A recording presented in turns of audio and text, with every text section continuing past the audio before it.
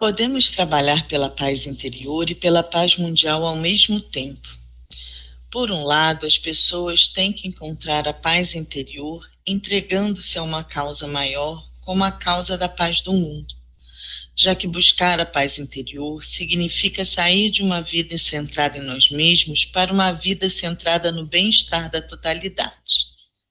Por outro lado, uma das formas de trabalhar em prol da paz mundial é trabalhando para alcançar mais paz interior, porque a paz mundial não será estável a menos que suficientes de nós encontremos a paz interior.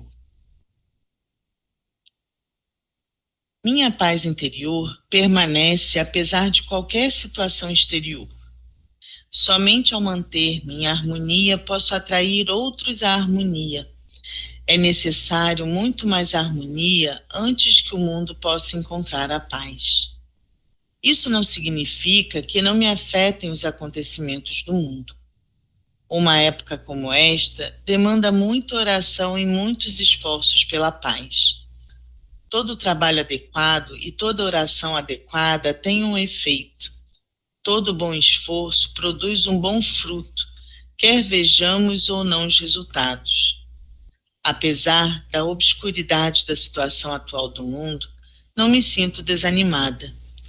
Sei que assim como a vida humana avança para a harmonia através de uma série de altos e baixos, também a sociedade tem altos e baixos em sua busca pela paz.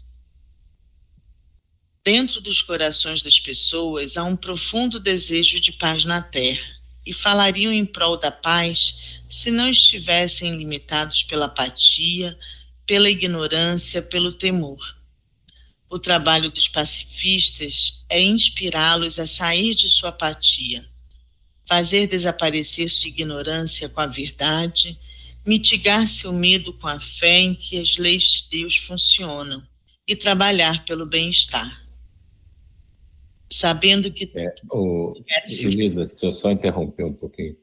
É bacana isso que ela fala, né? Que ela coloca um ponto em que ela fala, ela se esforça para manter sempre a mente dela, né, aberta, vibrando bem, tanto receptiva a boas coisas, como tentando irradiar boas coisas. Mas isso não impede que ela, às vezes, seja envolvida por coisas que ela não gostaria, que não a agradem, né? É aquela questão de... A gente não está imune, por mais que a gente trabalhe e se esforce, a gente não está imune, de vez em quando, receber uma pauladinha ou ser envolvido numa coisa ruim. Como a gente lida com isso que vai mudar o nosso futuro. Como a gente recebe esses golpes, né? E isso está muito relacionado à leitura que a gente fez na sexta sobre resiliência. A gente está num constante embate com nós mesmos e com tudo ao nosso redor, e nos esforçando para fazer o melhor possível dentro da nossa capacidade. Mas isso não impede que, às vezes, a gente seja atingido. E quando a gente é atingido, como a gente lida com isso é que vai determinar os sentimentos e os nossos próximos passos. E quando ela fala aqui, né, dessa coisa da apatia, como é importante a gente continuar fazendo o que a gente faz, o que a gente pensa que pode levar a uma melhor situação para tudo ao nosso redor, mesmo que a gente ache que não tem efeito nenhum, que não vale de nada, que ninguém presta atenção, que ninguém dá importância. É continuar fazendo cada um a sua parte, sem se preocupar em mudar o mundo, em transformar o universo. É fazer a parte que lhe cabe, com o maior esforço, com a maior dedicação, com o maior empenho possível. E deixar que o rio siga o seu fluxo. Que o rio Pode botar pedra, pode botar barreira, pode botar represa, ele vai desaguar no mar, ele vai encontrar o caminho dele de alguma forma. E é isso que a gente tem que fazer. A gente tem que ser como o rio, conseguir, diante das dificuldades, e procurando um caminho para burlá-las, né? Nem burlá-las, né? Atravessá-las, e continuar o nosso fluxo.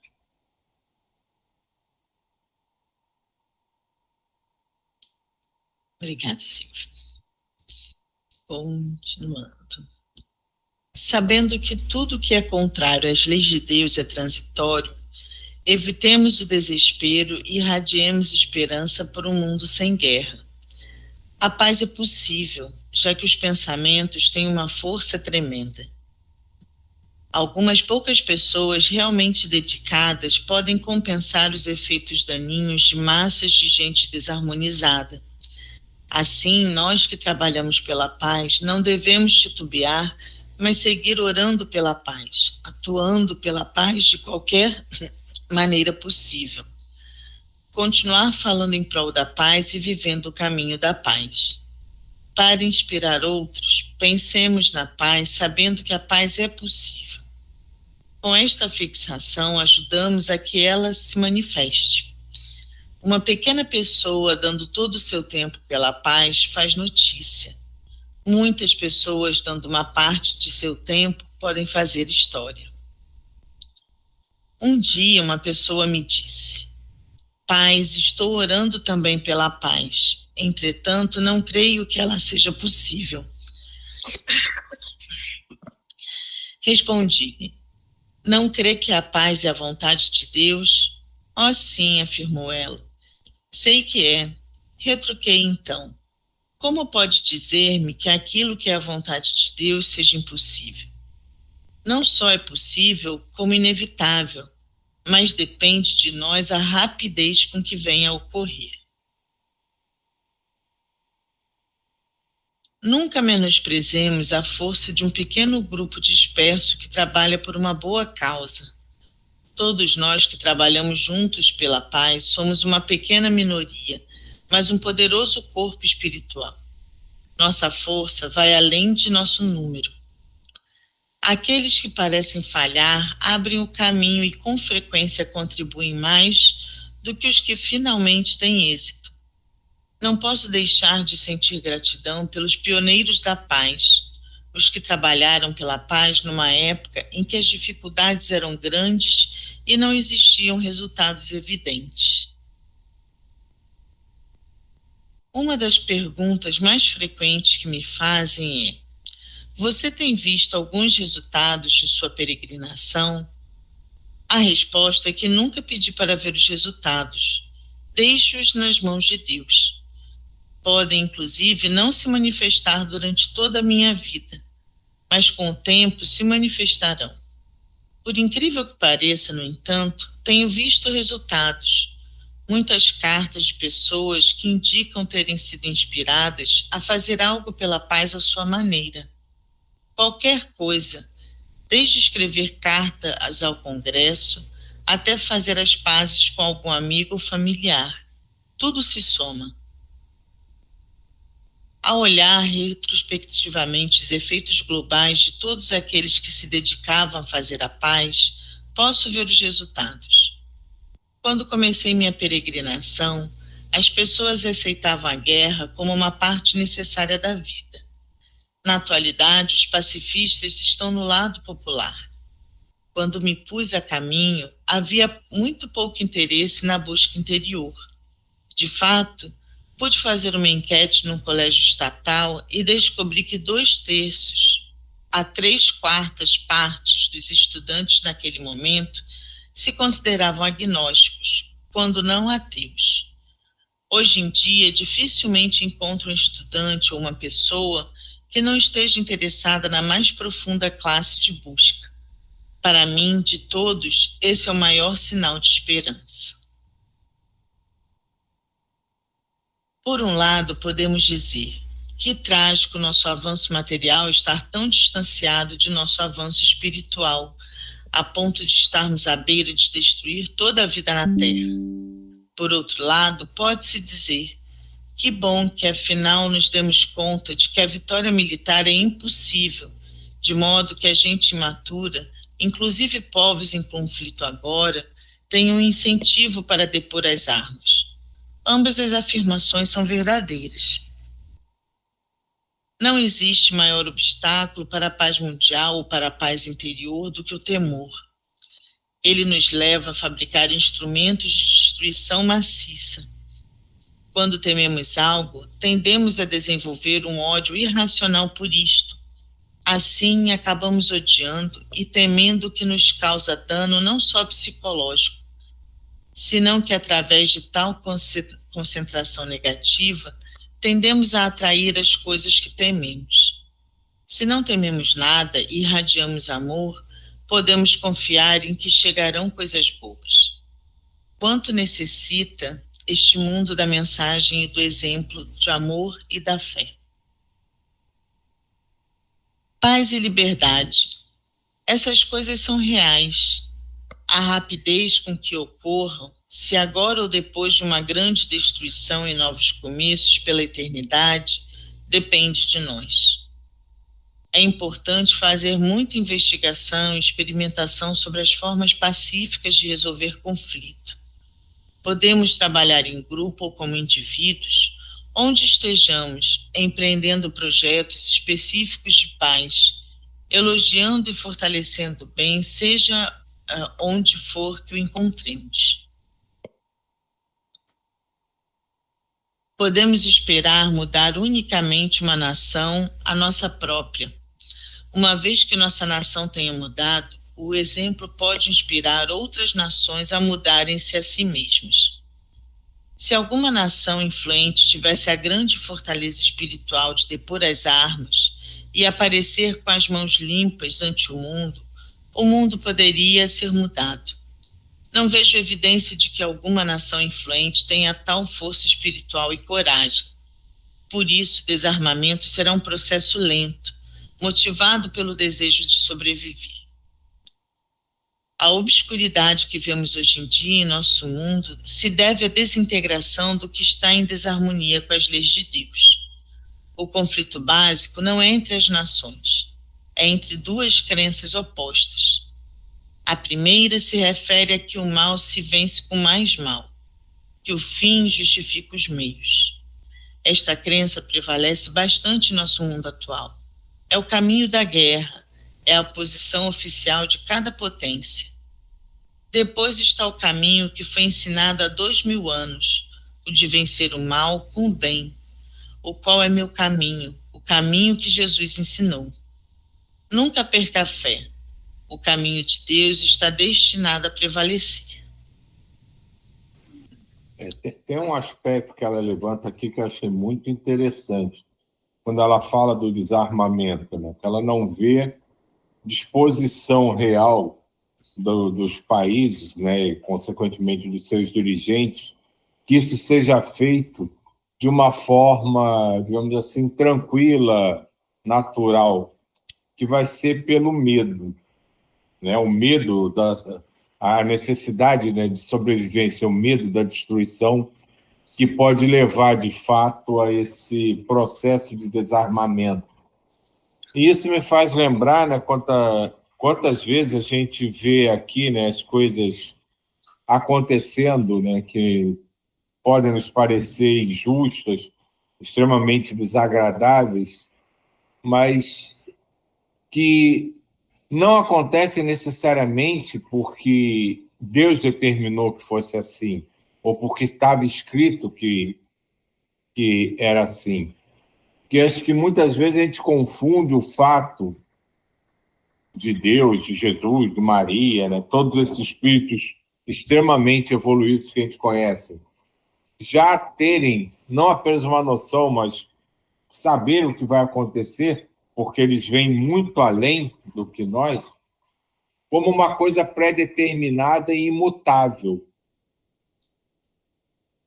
De fato, eu acredito que nada é imutável, mas precisa ser trabalhado.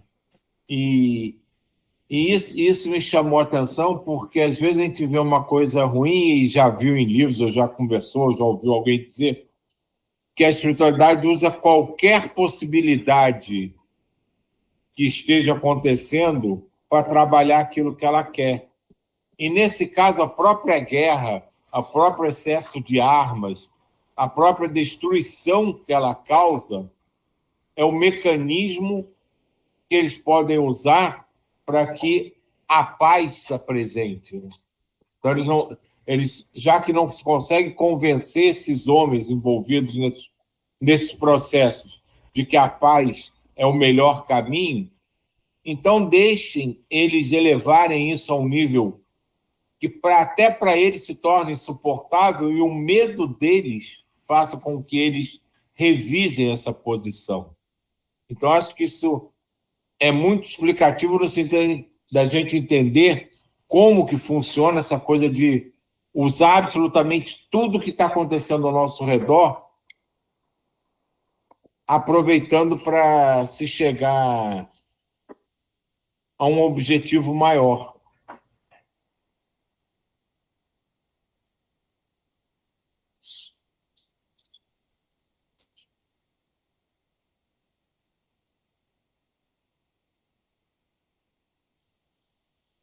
Para que o mundo se torne pacífico, o povo deve fazer-se mais pacífico. Entre pessoas maduras, a guerra não seria um problema, seria impossível. Em sua imaturidade, o povo quer a paz, e por sua vez as coisas que fazem a guerra. No entanto, as pessoas podem amadurecer assim como as crianças crescem. Sim, nossas instituições e nossos dirigentes refletem nossa imaturidade, mas à medida que amadurecemos, elegeremos melhores dirigentes e estabeleceremos melhores instituições. Sempre regressamos ao ponto que muitos de nós queremos evitar: trabalhar para superar-nos a nós mesmos. O santuário da paz mora dentro de nós. Busquemo-lo e tudo mais será nos acrescentado. Está se aproximando mais e mais o momento em que suficientes de nós terão encontrado a paz interior para influir na melhora de nossas instituições. Tão logo isso suceda, as instituições, por sua vez, através do exemplo, influirão para modificar as que ainda continuam imaturas. A paz provavelmente chegará ao mundo da mesma maneira que chegou à nossa terra. Depois do caos da guerra civil, as guerras índias e os duelos de até 100 anos, chegou a ordem. Foram estabelecidos mecanismos para evitar a violência física, ainda que perdure a violência psicológica. As confederações menores, os estados, entregaram à Federação Maior, os Estados Unidos, o direito de fazer a guerra. Sim, penso que chegará o momento em que as confederações menores, as nações entregarão à Federação Maior, às Nações Unidas, um direito único, o direito de fazer a guerra. Não acho que as nações devem nem necessitam ceder outros direitos. O povo tem a maioria do controle de seus assuntos sociais. Qualquer coisa que seja justa e eficientemente controlada pelo povo deveria continuar assim, e só ser delegada a uma autoridade superior quando for necessário. As Nações Unidas teriam como função manter uma situação pacífica no mundo. Enquanto continuarmos imaturos, as Nações Unidas deveriam ter um corpo policial para tratar com os infratores individuais da paz no mundo, destituindo-os, esperando por sua reabilitação. Teriam também um corpo de paz desarmado para ocupar-se de prevenir a guerra. Enquanto nossa nação pode tratar de problemas como um fornecimento inadequado de alimentos, a ONU poderia ocupar-se de problemas tais como ajudar um país que se esforça pela liberdade. E a liberdade é agora o desejo de todos os corações humanos. Uma vez comentei com uma mulher que acreditava na guerra e nos valores cristãos. Por um lado, você fala de valores cristãos, mas por outro diz: não é a força o único meio que eles respeitam? Este tem sido nosso problema através dos tempos. Os valores cristãos não passam de palavras e vivemos pela lei da selva de olho por olho e dente por dente. Temos citado que o mal não nos vença, vençamos o mal com o bem. E depois tentamos vencer o mal com mais mal, deste modo se multiplicando o mal. Veneramos a Deus, mas não temos fé na obra dos preceitos divinos do amor. O mundo aguarda para viver de acordo com a lei do amor, a qual tocará o divino dentro de todos os seres humanos e os transformará. O pastor de uma numerosa igreja do Canadá, que havia regressado recentemente de uma visita pelo Oriente, disse-me que os budistas estão enviando 2.000 missionários para converter os cristãos ao caminho da não violência.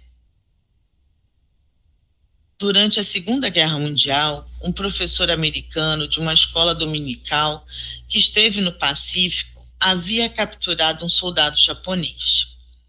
Durante a marcha do soldado para o campo, o americano descobriu que seu prisioneiro falava inglês. Sabes, disse o soldado japonês, eu já fui um cristão. O americano refletiu um momento e depois perguntou: por que renunciou ao cristianismo? Um olhar de surpresa apareceu no soldado japonês, que respondeu com uma expressão perplexa: como poderia ser soldado e ainda ser cristão? A gente não se dá conta de que a não violência pode ser aplicada em todas as situações, inclusive na Segunda Guerra Mundial. Conheci 4 pessoas dinamarquesas que utilizaram o caminho da não violência e o amor durante a Segunda Guerra Mundial. Foi uma história maravilhosa. Quando os alemães ocuparam a França, os franceses com frequência matavam um soldado alemão que estavam patrulhando, e depois os alemães aniquilavam toda a quadra por vingança. Quando os alemães entraram na Dinamarca, o povo dinamarquês começou um programa de não cooperação. Há um dito popular que diz que se chega ao coração do homem pelo estômago. Muitos dinamarqueses, na verdade, empregaram essa forma. Diziam ao soldado alemão que estava patrulhando: como um representante do governo nazista, você não tem mais direito de estar aqui do que o direito que nós teríamos de estar em sua terra. Mas também você é um jovem que se encontra longe de casa. Talvez sinta saudades. Se você, como ser humano, quiser deixar a arma e vir compartilhar nossa ceia conosco, será bem-vindo. Normalmente não era necessário mais de uma tentativa. Depois disto, o soldado alemão chegaria a pensar: céus, essas pessoas são boas, o que estamos fazendo aqui?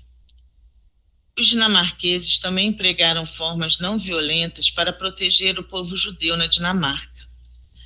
Conheci uma mulher judia que se casara e morava com seus pais na Alemanha governada por Hitler, durante o período da Segunda Guerra Mundial.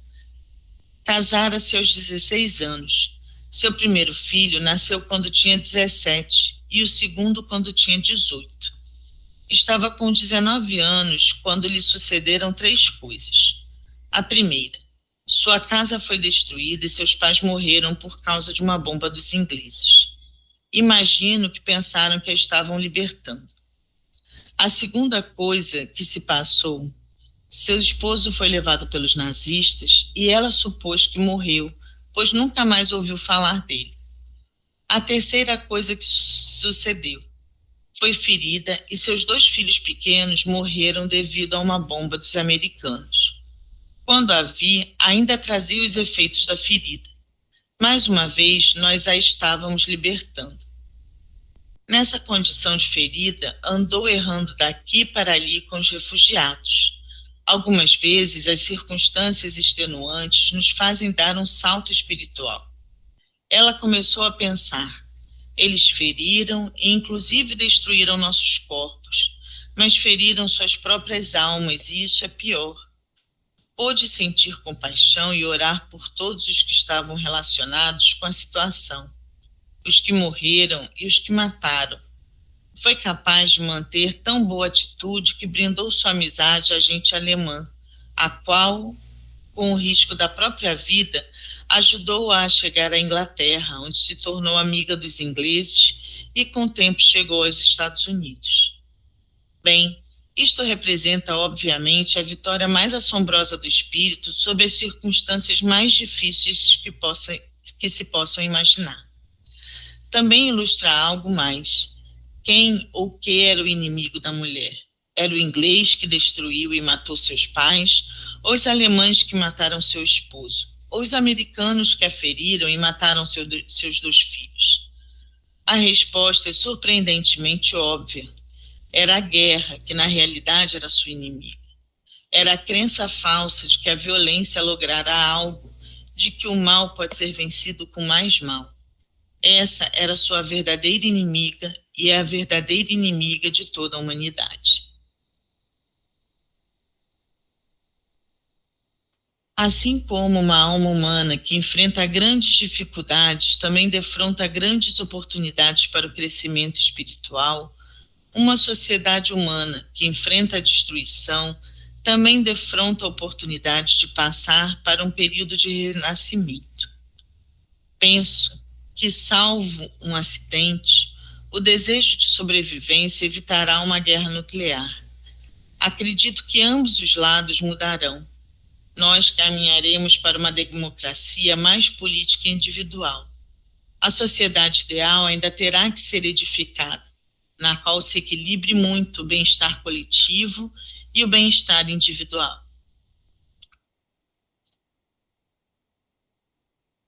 Relatos acerca da não violência. Um dia em que me encontrava meditando junto a um amigo antigo, um dia em que me encontrava meditando junto a um antigo forte, perguntei-me o que ele diria a gente do mundo se pudesse falar e escrevi este artigo. O antigo forte fala: quando me construíram, gastou-se muito tempo e dinheiro em mim, porque se pensou que poderia defender a cidade contra todos os invasores. Agora permaneço abandonado, já que não é necessário grande sabedoria para dar-se conta de que sou obsoleto. Mas não sou a única defesa material que é obsoleta. Inclusive as mais modernas delas são obsoletas hoje em dia, a despeito de vocês, em seu medo e aturdimento, ainda aderirem a elas. Mas enquanto em sua imaturidade gastam seu tempo e tesouro nelas, bem no fundo de seus corações, sabem que não podem defendê-los contra nada. Percebem que estão praticamente sem defesa, enfrentando uma nova época, uma vez que a bomba nuclear lhes diz: façam a paz ou perecerão. E que isto na realidade acontece porque todas as defesas materiais foram destinadas a desmoronar. Esqueceram a defesa que não pode desmoronar e que se apoia na obediência a uma lei mais elevada. Através dos tempos, seus melhores ensinamentos e exemplos vêm dizendo que o mal unicamente será vencido com o bem. A experiência tem mostrado que os que querem fazer amigos devem ser amigáveis. Quando terão suficiente sabedoria para renunciar ao curso da destruição e voltar-se para a defesa que é eterna, perene e imutável? Gente da terra, a decisão está diante de vocês. Ainda podem eleger a vida, mas devem eleger logo.